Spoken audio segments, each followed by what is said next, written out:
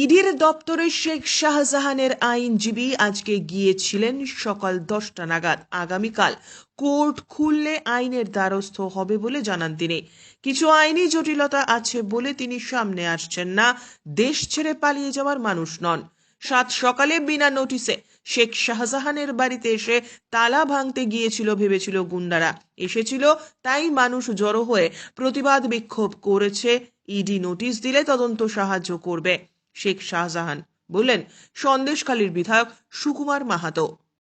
Police তাকে এটা তিনি আমাদের সঙ্গেও কথা বলছেন না, কারণ তার তিনি একটা এত দায়িত্বভার গ্রহণ করেছেন, জেলার কর্মাধ্যক্ষ, সন্দেশখালী এক ব্লকের সভাপতি, ফলে তার অনেক দায়িত্বপূর্ণ কাজ আছে।